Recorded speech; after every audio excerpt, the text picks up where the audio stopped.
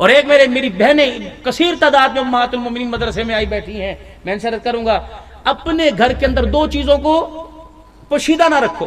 آپ حضرات سے بھی درخواست کروں گا. دیکھو راؤ صاحب کو بھی یاد ہوگا جب ان کی عمر، مفتی صاحب کو بھی یاد ہوگا، ہمیں بھی یاد ہے، جب چھوٹے چھوٹے ہوا کرتے تھے نا تو مصلے سامنے چوکیوں میں پڑے ہوا کرتے تھے، ایک ہاتھ ایک انگوٹھا منہ کے اندر، دوسرے مصلہ کے سیٹ کے لاتے تھے. ابو کی داڑھی نوچی، سر سے ٹوپی کر کے اتاری، یوں کر مصلہ الٹا اور یوں کر کے کر لیتے. الٹے مصلے پر جب ہم چھوٹے چھوٹے خدا کی قسم بچے یوں کرتے نا اس طرح سجدہ، تو اللہ کو بڑے بڑے تہجد گزاروں سے زیادہ ان بچوں کے اوپر پیار آتا تھا. اب ہم نے مصلی چھپا دیا، او الماری کے اندر پڑا ہے، الماری کے اندر تسبیح، الماری کے اندر قرآن پاک، الماری کے اندر. یہ کوئی چھپانے والی چیزیں تھی؟ یہ تو ظاہر کرنے والی چیزیں تھی. رسول اللہ صلی اللہ علیہ وسلم 13 اور 10 23 سال تک اس کی محنت کرتے رہے، اس قرآن کو ظاہر کرتے رہے، ہم الماری میں چھپا کے بیٹھے.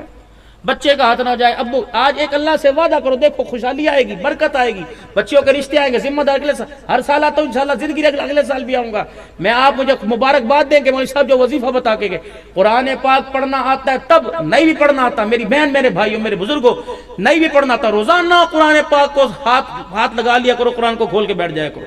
پڑھنا آوے تب بھی، نہیں پڑھنا آتا تب قرآن کھول کے بیٹھ گئے، پیتل کی شیشی نکالی، قرآن پاک پر لگائی اور یوں کر کے بوسا دیا اور کہا اللہ پڑھنا نہیں آتا توفیق عطا فرما دے، لیکن ہے سچ جو تو نے فرمایا ہے. روزانہ اتنا کہا اور یوں کر کے رکھ دیا. اللہ کی قسم جو آج ہاتھوں میں لینے کی توفیق دے رہے، کل سینے میں اتارنے کی توفیق عطا فرمائے.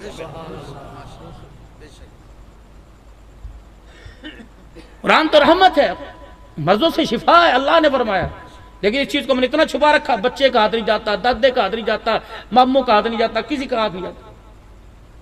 یہ گھر کے اندر عیا کرنے والی، ظاہر کرنے والی تسبیح اپنے گھر کے اندر عام رکھو تاکہ بچوں کے ہاتھ کے اندر آوے.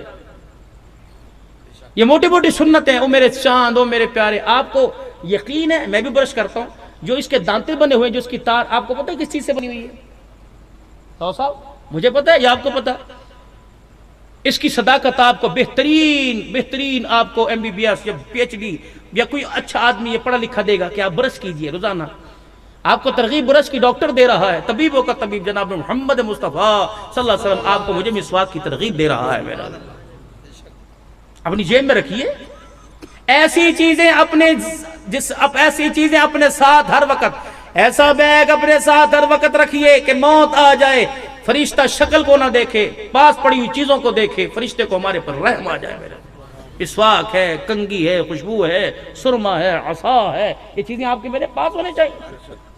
نماز کی کتاب آپ کی میری جیب میں ہونی چاہیے، دعاؤں کی کتاب روزانہ ہر دعا. اب جس طرح یہ وہ میت کا جو ہم نے کورس سیکھا ہے، سند ملی کہ نہیں؟ ایک سند یہاں آپ نبی کی زندگی سیکھ کے جاؤ، ایک سند قبر کے اندر ملے گی، ایک سند میدان محشر کے اندر ملے گی. روزانہ ایک موضوع پہ گفتگو ہو. 3 منٹ کا مدرسہ کتاب ملتی ہے، یہ 2 1 منٹ کا مدرسہ. مسجد کے امام صاحب روزانہ ایک حضور صلی اللہ علیہ وسلم کی سنت، یا جلسے کے اندر یا جمعے کے اندر ایک نبی علیہ السلام کے وارث ہے کہ اللہ کے نبی صلی اللہ علیہ وسلم دائیں ہاتھ سے کھاتے تھے، بس سنت ہے.